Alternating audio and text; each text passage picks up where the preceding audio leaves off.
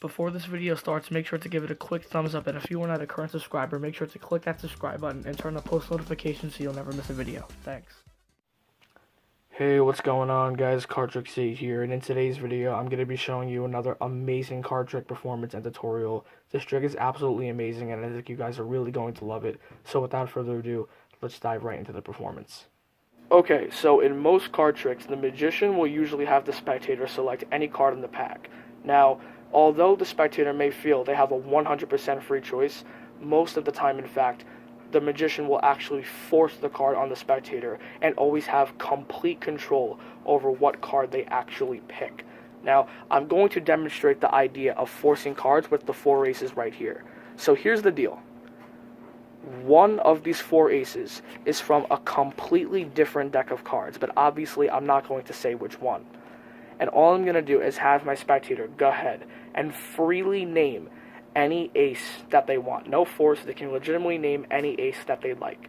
So for this example, let's just say they name the ace of diamonds. And again, it really doesn't matter what ace they name.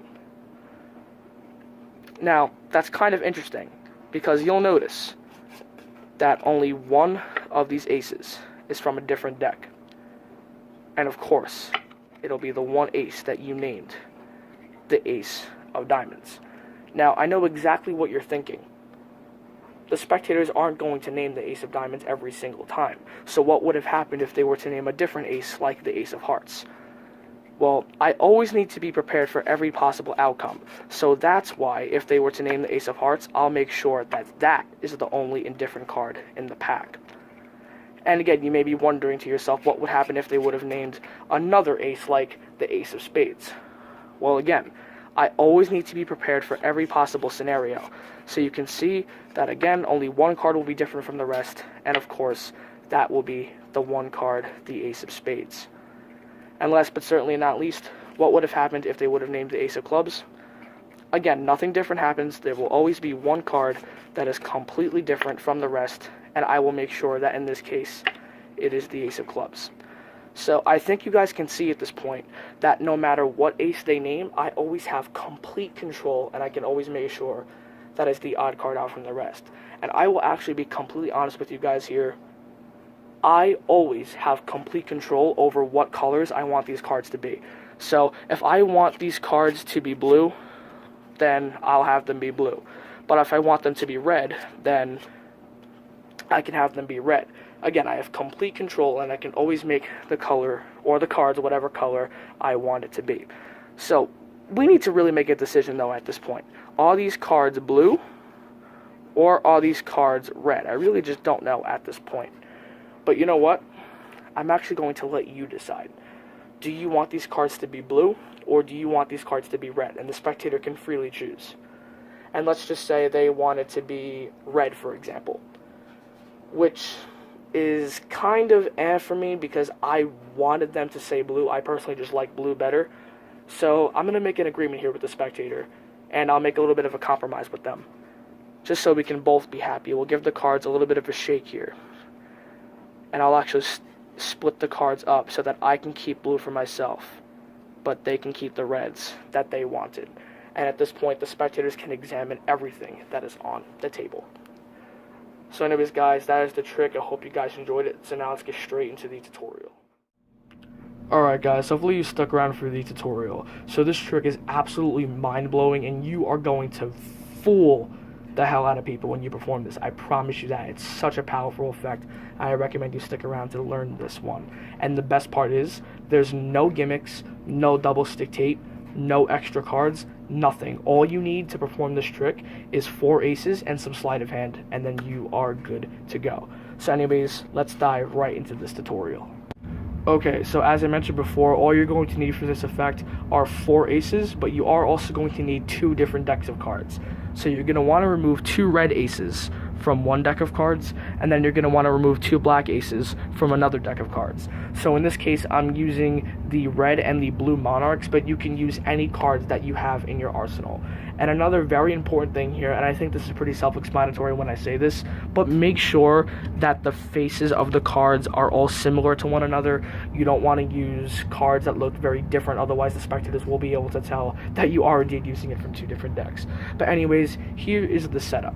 Okay, so the main detail that you're going to want to pay attention to here are that the 2 black cards are always next to each other, and the 2 red cards are also always next to each other. Never at any point in time do you want the cards to be alternating like this, otherwise the trick will not work. So make sure that the same colors are always next to each other throughout this entire trick.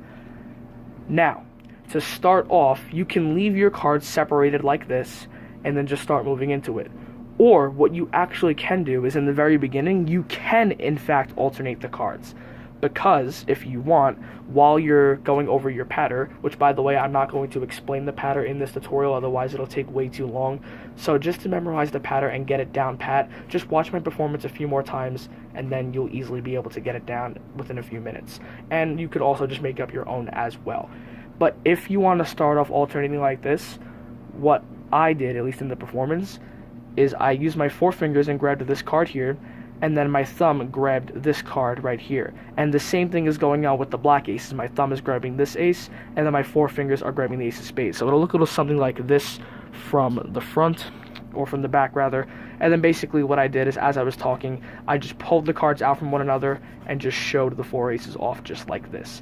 And then I moved them into the order that I want them. But again, you can do this any way that you'd like. So now you're going to have your spectator go ahead and name any ace they want. It does not matter what ace they name.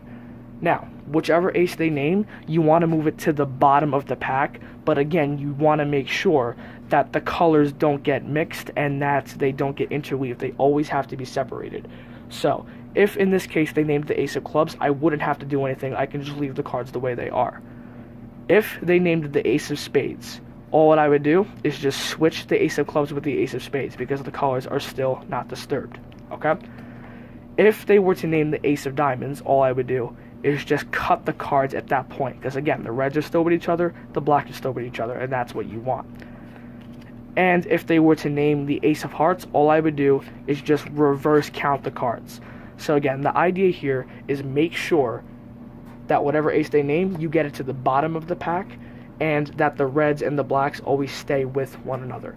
But again, for this tutorial, let's just say they want to use the ace of hearts as their named ace. Get it to the bottom, and then flip it over. And now, in order to show that their card is different from the rest, you are going to do an Elmsley count. Now, I'm not going to go in-depth with the Elmsley count in this tutorial, but I will give you guys a brief overview on it, okay? So this is going to be your setup, and the Elmsley count will look a little something like this.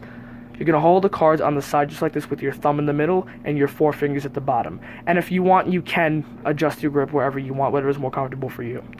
And then all you're going to do here is just peel off the first card, use your thumb to push over the whole pack except for the bottom card, grab that entire packet as you return the first card to the bottom, and then just peel off these next 2 cards normally and leave that 3rd card out jogged. So again, that was just a really brief overview because I don't want this tutorial to be too long, but I will leave a link in the description below if you need any more help with the Elmsley count. But anyways, from here, just spin out the indifferent card and show it was in fact their card, and right away, the spectators are already going to be blown away because they could have named any ace in the pack. Return their ace to the bottom of the deck, and then flip everything over again. So from here, you're going to start showing off the rest of the aces as indifferent. So the next phase is after you put their card back in the bottom. Now you're going to show off the card that is next to it, which in this case is the ace of diamonds. All you have to do is switch the cards around just like that. And now you're going to show the ace of diamonds as indifferent by doing that same Elmsley count I showed you before. So just go ahead and carry out your Elmsley count as normal and show that the indifferent card was indeed the ace of diamonds this time. Once again, return it to the bottom of the deck and then flip it over. So now this is where the trick gets really, really interesting and really amazing for the spectators, because so far this entire time they've seen 3 red cards and the indifferent card has been blue every single time. However, now you're going to flip it around on them. Because now this time you're going to show the next ace, and you're going to show the one on the end. So all you're going to do is reverse count the cards this time, as so. And do the same Elmsley count again. But this time, you're going to show 3 blues and 1 red, instead of 3 reds and 1 blue. So this is going to completely fuse the spectator, and they will be absolutely mind blown. And again, all you have to do to accomplish this is do yet another Elmsley count, and then show that their card was the only different one. Again, your spectators are going to be so confused at this point, they're going to have no clue how you're doing this. And then to show the last ace, all you're going to do is switch it with the card next to it once again, okay? Just like that. And then one final time, you're just going to do your Elmsley count to show that the ace of spades, in this case, is the only indifferent one. And you guys may have guessed it. Once again, just flip the card over and put it back on the bottom. And then once again, just turn over the entire packet. So from here, you're going to show all the cards as the same color this time. And the cards, or the color that you're going to show them to be, all depends on what card this is right here. So if this is blue, you're going to show all of them as blue. If it's red, you'll show all of them as red. Now, the way that I did it in the performance is a simple frustration count. I have seen another method, which is actually really, really nice. It's where you hold the cards like this. You would flip it over to show, switch hands, deal down, flip over, show, switch hands, deal down. So it looks a little something like this, which is a really nice way to show off. I didn't use it in the performance only because I personally just don't feel comfortable with it. It's not that, or not comfortable is not the right word. It just feels a little awkward when I deal it that way. So I just prefer to do a frustration count. That's just me though. You do you. And of course, if you don't know what a frustration count is, basically, you're going to hold the cards in middle grip, which is your thumb at the back, your middle and ring finger at the front, your pinky kind of chills off to the side, and your index finger just kind of roams free over the center of the pack. All you're going to do is flip over the entire pack to reveal the blue card, and then peel off that top card. Flip the whole thing over again, peel off the top card. Flip the whole thing over a third time, peel off the top card, and then flip over that one card and drop it. So in reality, you just showed the same card 4 different times, but when you do it at full speed, it'll look like you're showing 4 blue cards. And now in order to show 4 red cards, you're just going to do another frustration count, or once again, you can do that whole little show thing I was showing you before. But in this case, again, I'm just going to go with another frustration count. So just show, peel off, show, peel off, show, peel off, show, peel off. And again, the spectator is going to be super confused. You just showed 4 blues, now you showed 4 reds. So again, they're just kind of, there's a bunch of thoughts going through their head at this point. Now from here, you can just dive right into the part where you split the cards up into 2 groups, or 1 group of red and then 1 group of blue. You can just dive right into that if you want. However, there is this little additive that I did see on YouTube somewhere, and basically what you would do is you ask the spectator, or you wouldn't ask the spectator rather, you would just explain, I don't even know what color these cards are. Are they red? Are they blue? Are they blue? Are they red? And basically, as you're kind of saying that, all you're going to do is get a break underneath the bottom card. You can do this in any way you want. I like to do a card buckle, but again, you can do whatever you want. So just get a break underneath the bottom card, and all you're going to do here is do a triple lift. You're going to flip over 3 cards as one, so you can see that's 3 cards. You take 3 cards as one, flip it over, and show, in this case, a blue back. Square it up, flip the triple back over. And then the second time around, all you're going to do is just flip over 1 card, and then show the opposite color back. So it kind of looks like it just changed in a matter of flipping it over, which is really, really nice. Now, a quick tip that I will give you is if you are performing this trick to someone who knows a thing or two about cards, I would not do that phase I just showed you. I would just skip right over that part. Only because what you'll notice is when you do a triple lift, you're exposing the ace of diamonds in this case, right? But if you were to just do a single lift, now you're exposing the ace of clubs. So in the action of doing the triple lift, they see an ace of diamonds. And then in the action of doing a single lift, they see the ace of clubs. So they can see the change in the ace. And that would come off as really obvious and not magical at all. So I wouldn't do that phase if you're doing this to someone who knows a thing or two about cards. But if you're doing it to just a layperson, then go for it. It'll fly right over their heads. But whether you do that phase or not, you have the cards in the same exact order as you did before.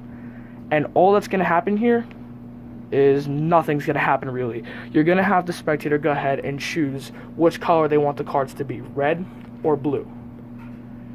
And no matter what they say, you're just going to say, oh, I wish you would have picked the other color. So if they say blue, you're going to say, oh, I wish they were red. Or if they say red, you're going to say, oh, I wish you said blue. So you get the idea right there. And basically all that's left to do is flip over the cards and show the split. So if they said red, you're just going to hand them the red cards and keep the blue cards for yourself. If they say blue, you'll just put the blue cards by them and keep the red cards for yourself.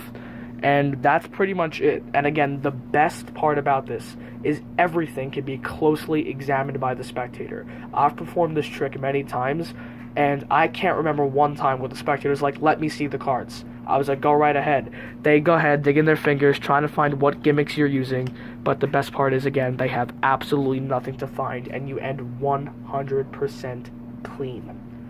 So yeah, again, that is pretty much it for this one. I hope you guys enjoyed it. I really, really do. Let me know what you guys think in the comments section below, and I will see you guys for my next video. Cardtrix 8 signing off. Peace out.